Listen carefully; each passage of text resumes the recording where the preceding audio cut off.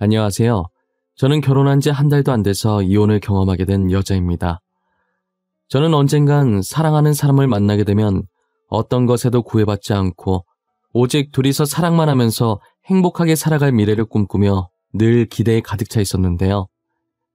하지만 저는 이번 일을 통해서 사랑만으로는 행복한 결혼 생활을 꿈꿀 수 없다는 것을 알게 되었어요. 드라마나 영화를 보면 빈부격차 심한 주인공들이 만나서 결혼하고 행복하게 잘 살잖아요. 저도 사랑만 있다면 주인공들처럼 모든 것을 이겨내고 잘 살아갈 수 있을 줄만 알았어요. 하지만 드라마는 드라마일 뿐 겪어보니 현실은 전혀 그렇지가 않더라고요. 저처럼 사랑만 가지고 결혼을 결심한 분들이 계시다면 꼭 사랑만으로 되는 건 아니라는 걸 깨닫고 늦기 전에 다시 한번 생각해볼 시간을 주고 싶은 마음에 이렇게 사연을 보내게 되었어요. 제 결혼에 대한 로망을 산산히 깨부순 장본인들은 바로 시댁 식구들이었습니다. 저는 시댁 식구들처럼 한순간에 얼굴이 바뀌는 사람들을 본 적이 없었어요.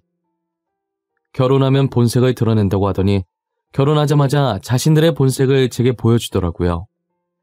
지금이 조선시대처럼 결혼했다고 평생 자기 식구가 되는 게 아닌데 말이에요. 제가 멍청하게 사랑 하나만 가지고 결혼을 했던 사람은 아버지의 친구분의 소개로 만난 남자였는데요.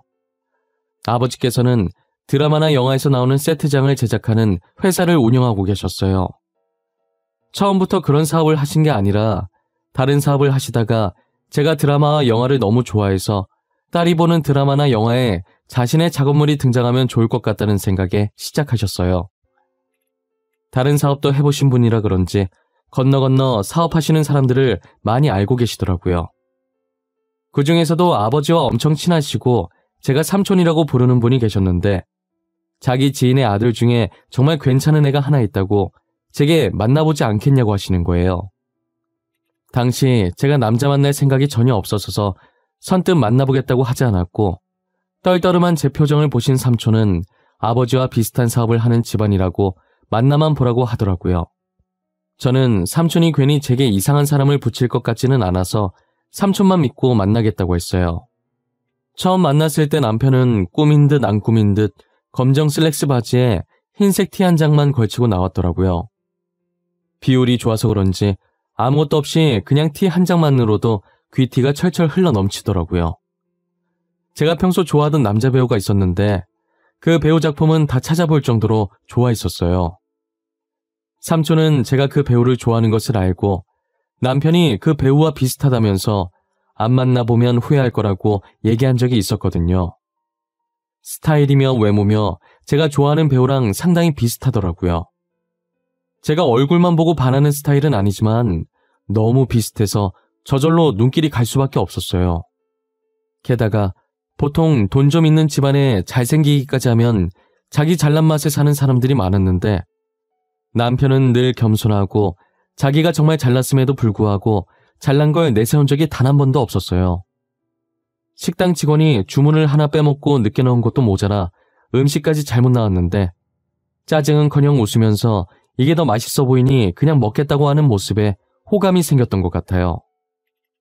한 번의 데이트였지만 안 좋은 상황이 연속으로 일어나 의도치 않게 남편의 인성을 파악할 수 있었어요.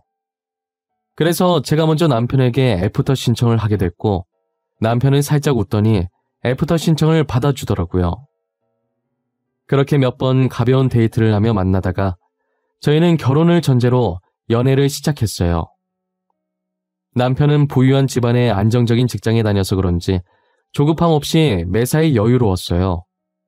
모든 일에 여유가 넘치는 남편의 모습을 본받고 싶었죠. 저는 평소에 주변 친구들한테나 남자친구가 생기면 제가 잘 사는 편이었거든요. 그런데 데이트를 할 때마다 제가 결제하려고 하면 결제가 되어 있는 거예요.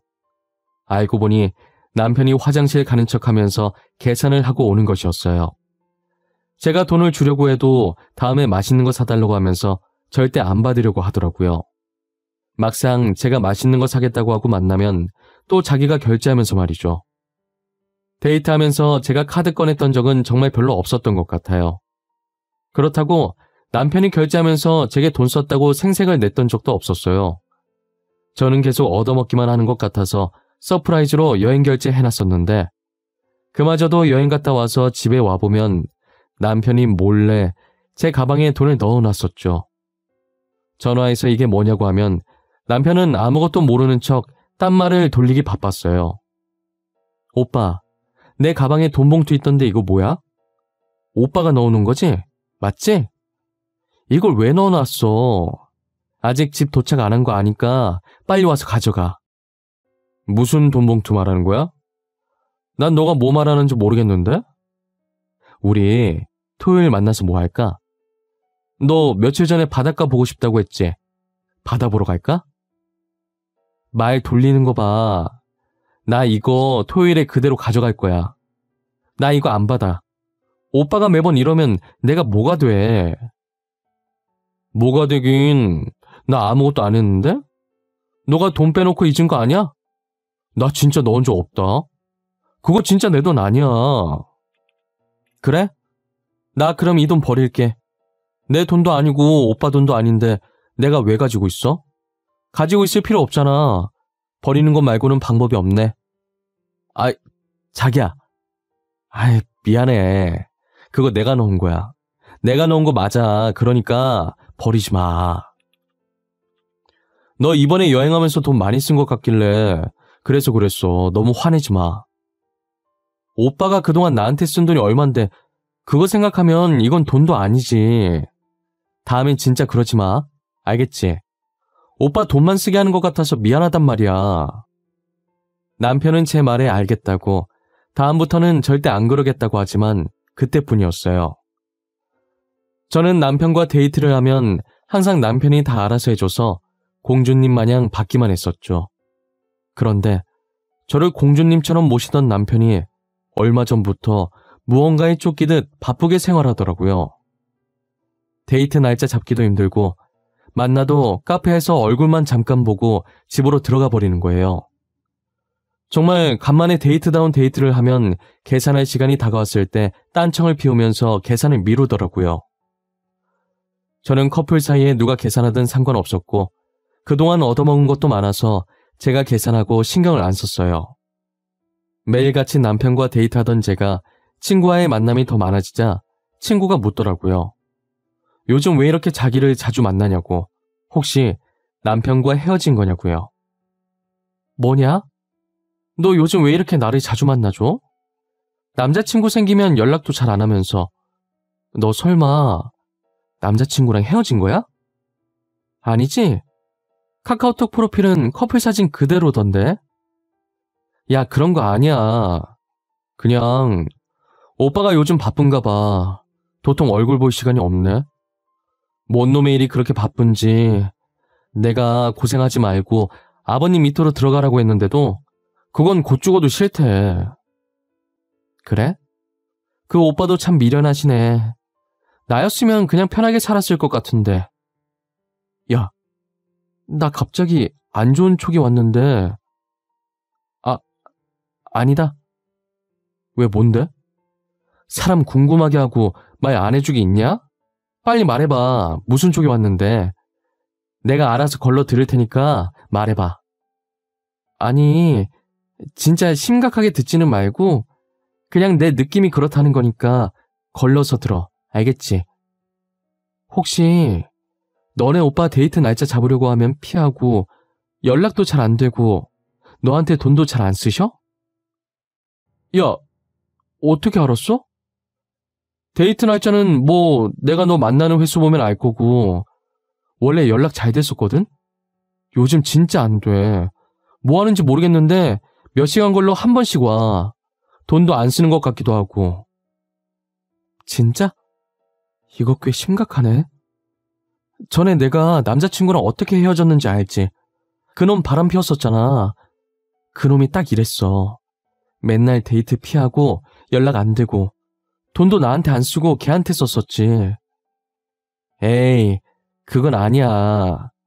우리 오빠 여자인 친구도 없어. 남중 남고 출신이라 회사에서도 다 남자 직원들밖에 없었어. 혹시나 남녀 문제 생길까봐 사장님이 남자만 뽑았다더라. 저는 당시엔 친구의 말을 귀담아 듣지 않았었어요. 하지만 남편은 제가 결혼하자는 말에도 계속 대답을 피하고 다음으로 미루더라고요. 그러면서 친구의 말대로 정말 남편에게 다른 여자가 있는 게 아닌가 하는 의심이 들기 시작했죠.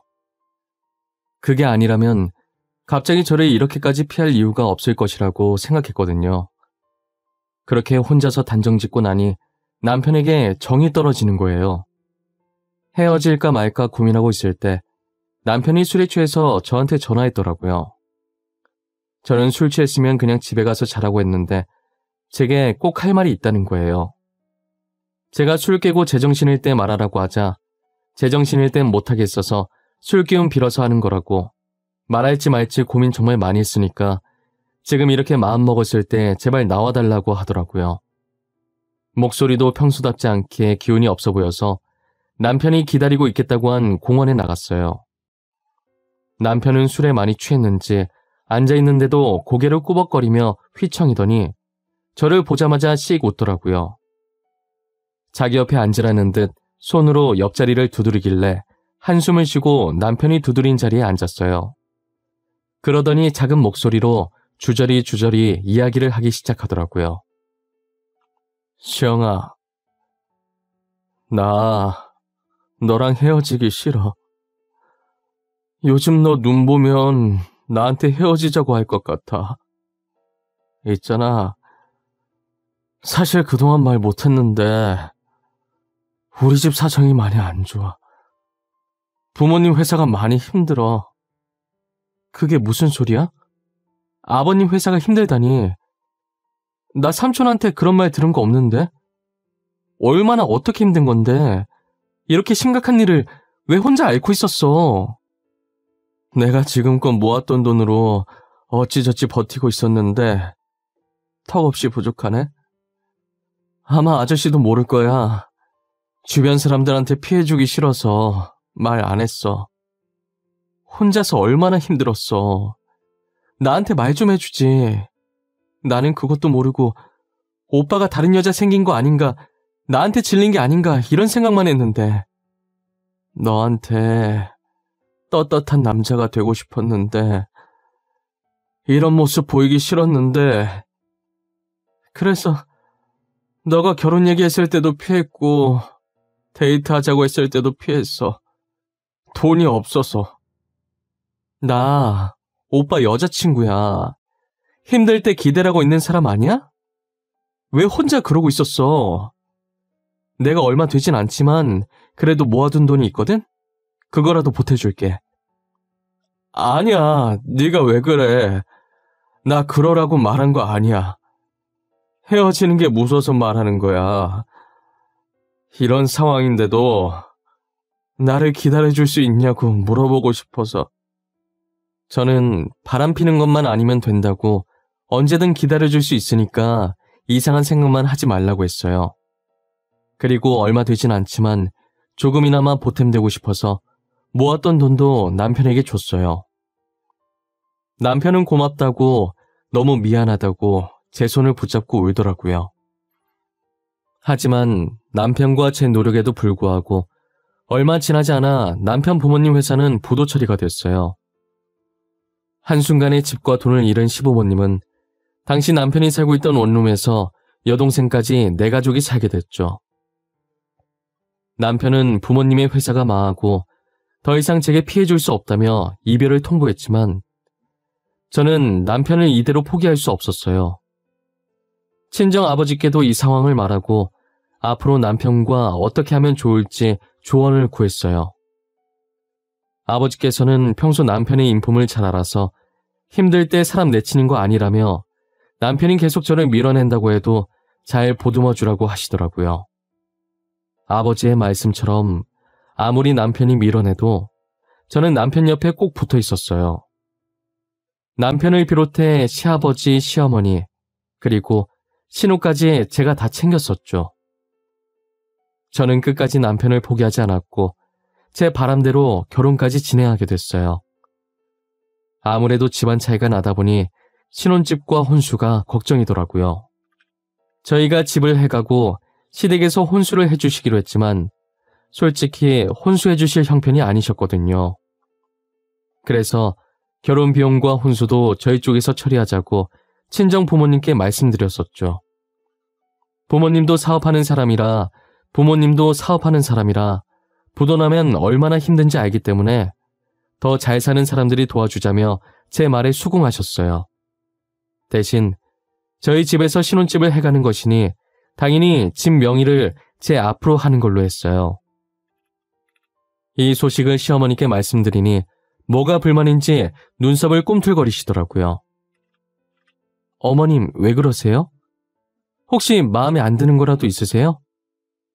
혼수 때문이라면 정말 걱정 안 하셔도 돼요. 혼수도 저희 쪽에서 해갈 거예요. 그게 아니라 집 명의를 네 이름으로 한다고? 아니, 네 이름으로 하는 건 당연한데 우리 아들이랑 공동 명의로 하는 게 아니라 너 단독으로 한다 이 말이야? 네, 그게 왜요? 저희 아빠께서 해주시는 거니 당연한 거 아닌가요? 제 이름으로 하는 게 무슨 문제라도 있는 건가요? 그래도 같이 사는 사람인데 온전히 우리 아들 명의는 아니더라도 공동 명의로는 올려줄 줄 알았는데. 에이, 아니야, 됐어. 네 이름으로 하는 게 당연하지. 시어머니께서는 신혼집을 제 이름으로 한다는 것이 불만이라고 했지만 그래도 쉽게 꼬리를 내리시더라고요. 순간 시어머니께서 명의 때문에 불만을 말하실 때 제가 든 생각이 막장 드라마에서 보던 장면이 눈앞에서 펼쳐지는 건 아닐까 하는 것이었는데 다행히 그런 것 없이 잘 마무리했었어요.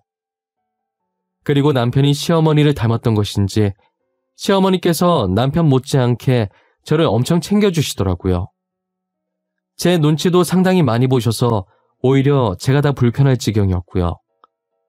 신혼집 때문에 살짝 삐그덕거릴 뻔하긴 했지만 심성은 좋은 분이라고 생각했어요.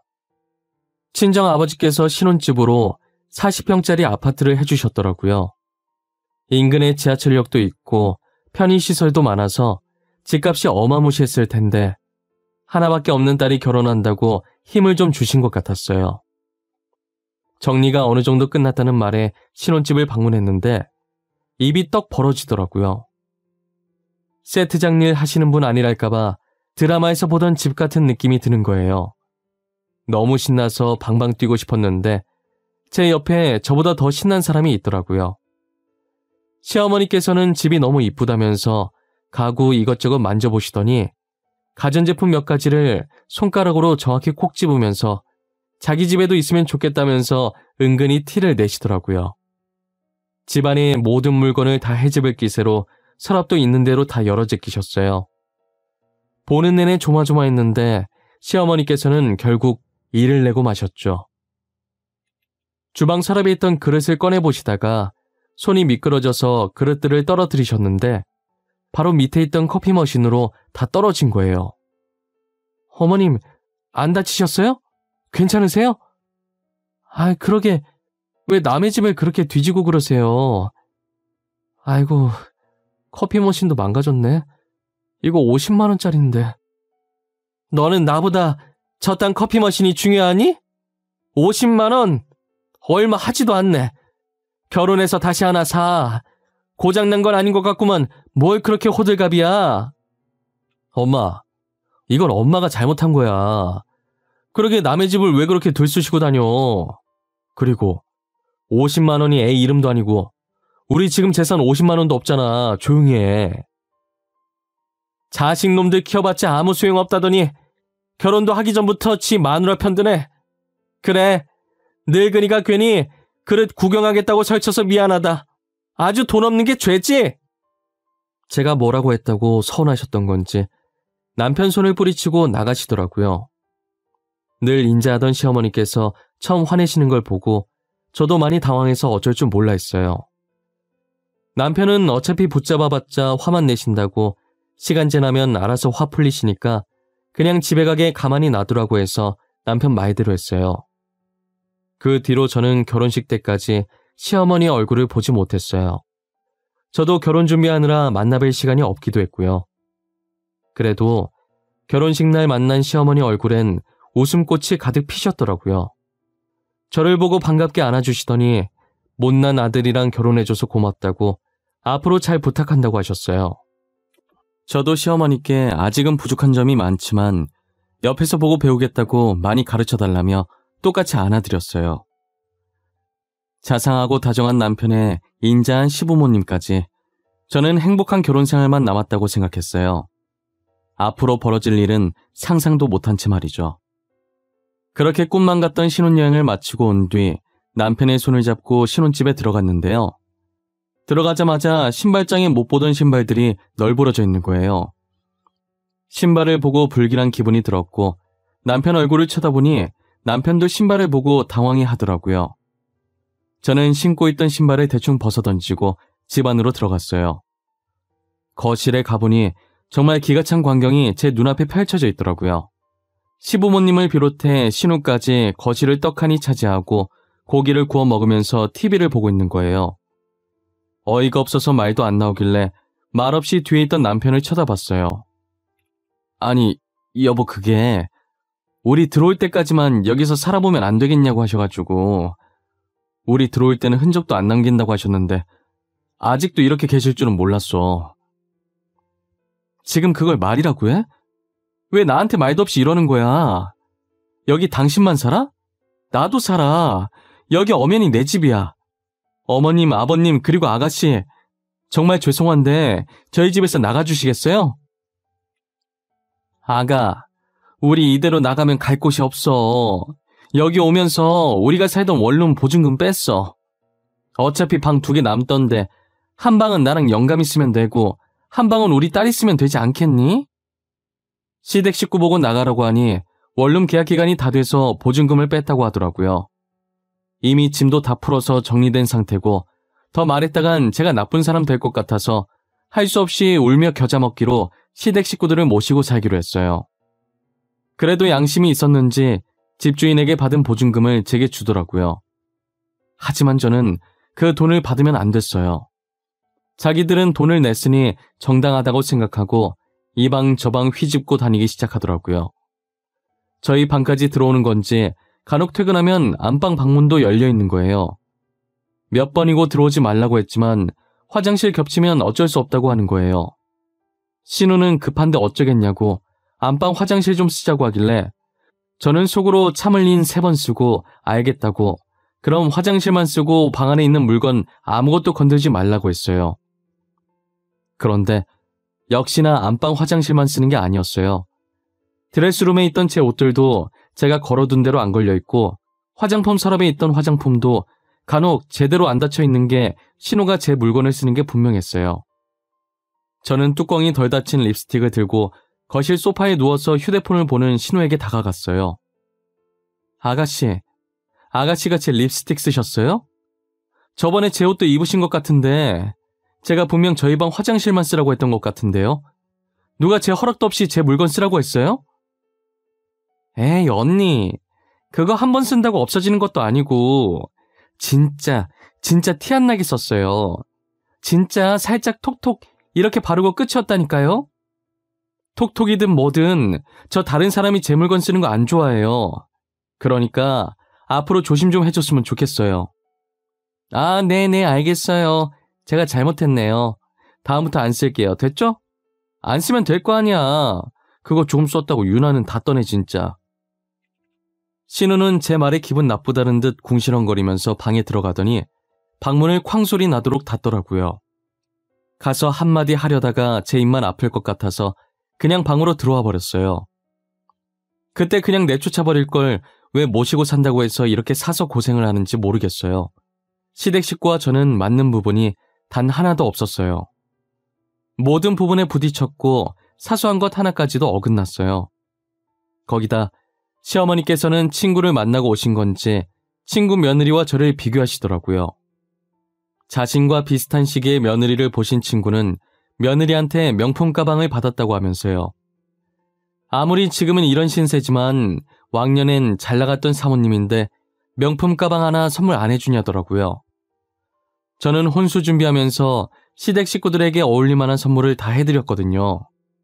시아버지께는 명품 머플러, 시어머니께는 조그만 금반지, 신우에겐 명품 지갑을 해줬었어요. 그리고 연애하면서 자잘한 기념일마다 다 챙겨드리고 결혼하고서도 사고 싶다는 거 있으면 사드렸었어요. 그동안 제가 선물했던 것들은 다 잊고서 당장 800만 원짜리 명품 가방을 사달라고 하시는 거예요. 방 안에서 그걸 들은 신우도 불이 나게 나와서는 시어머니 말에 거들더라고요. 시어머니 가방 사면서 자기 가방도 하나 사달라고 밖에 나갈 때 들고 다니까 없다고 하면서요. 800만 원이 누구 집 강아지 이름도 아니고 나오라고 하면 뚝딱 나오나요? 저는 당연히 안 된다고 했고 시어머니와 신우는 왜 안 되냐고 따지기 시작하는 거예요. 언니, 저희한테 그 정도도 못 해줘요? 우리가 많은 거 바라는 것도 아니고 가방 하나 사달라고 하는데 그게 그렇게 힘드냐고요. 다른 집 며느리는 특별한 날 아니라도 명품 선물 떡하니 해준다고 하던데 너네 집 돈 많지 않니? 죽을 때 다 짊어지고 갈 것도 아니면서 뭘 그렇게 아껴. 800만 원이 누구 이름이에요? 어머님 아가씨는 800만 원 가지고 계세요? 아니잖아요. 당장 800만 원도 없으신 분들이 왜 저한테 난리세요? 저도 800만 원 없어요. 그동안 우리가 네 눈치 보고 살아주니까 네가 뭐라도 되는 줄 아니? 결혼했으면 넌 이제 우리 집 사람이야. 이 말이 무슨 뜻인지 모르겠어? 시애미 말이 법이라고. 언니, 결혼 생활 행복하게 하고 싶으면 저희 말 들으셔야 할 거예요. 이게 저희 좋자고 이러는 거겠어요? 다 언니 위해서 이러는 거예요. 나를 위해서 그런다고요? 진짜 말 웃기게 하시네. 이게 어떻게 저를 위한 거예요? 다 두 분을 위한 거지. 여튼 저는 가방 사줄 마음 없으니까 그런 줄 아세요. 마음 같아선 싹 다 제 집에서 쫓아내고 싶었지만 남편을 봐서 참았어요. 제가 가방 못 사주겠다고 하자 시위라도 하듯 신우와 시모는 집안을 어질러 놓더라고요. 그래봤자 불편한 건 제가 아니라 하루 종일 집에 있는 본인들이었어요. 저는 회사 갔다 오면 집에 있는 시간이 정말 얼마 안 되거든요. 제가 눈 하나 깜빡 안 하자 결국 며칠 뒤에 자신들이 어질러 놓았던 것을 다 치워놨더라고요. 한동안은 아무 일 없었고 저를 보고도 아무 말 안 하길래 이렇게 잠잠해지나 했어요. 제 직업이 액세서리 디자이너라 제 방에 금으로 만들어졌거나 보석이 박힌 목걸이, 귀걸이들이 많았거든요. 너무 많아서 티는 안 나는데 기분 탓인지 하나씩 사라지는 기분이 드는 거예요. 제가 신우를 의심하려고 그런 게 아니라 최근에 가방을 하나 샀길래 설마 하는 마음으로 조그만 카메라를 화장대 물건들 사이에 숨겨놨어요. 아니나 다를까 신우가 제 방에 와서 목걸이, 귀걸이를 하나씩 가져가서 팔았더라고요. 시어머니도 한통속이었는지 거실에서 신우랑 까르륵거리면서 제 목걸이랑 귀걸이를 팔러 나갔어요. 이건 진짜 선 넘었다고 생각해서 거실에 다 같이 모여있을 때 이혼 서류를 들고 남편 앞에 던졌어요. 남편은 합의이혼이라는 글자를 보더니 멍하니 저를 쳐다보는 거예요. 저는 아무 말 하지 않고 신우가 제 목걸이를 훔치던 순간이 담긴 영상을 틀었어요. 당장 이혼 서류에 도장 찍지 않으면 이 영상을 들고 경찰서로 달려갈 거라고 했죠. 신우와 시어머니는 영상을 보더니 굳어서 먹고 있던 사과를 떨어뜨리더라고요. 남편은 믿기지 않는다는 눈으로 신우와 시어머니를 쳐다봤고 두 사람은 몸을 떨기 시작했어요. 그저 돈에 눈이 멀어서 이렇게 들키게 될 거라는 생각을 하지 않았나 봐요. 뭐해? 얼른 도장 찍어. 내일 날 박는 대로 이혼 서류 제출할 거니까. 이혼 소송 안 하고 합의 이혼으로 깔끔하게 끝내주는 걸 감사하다 생각해.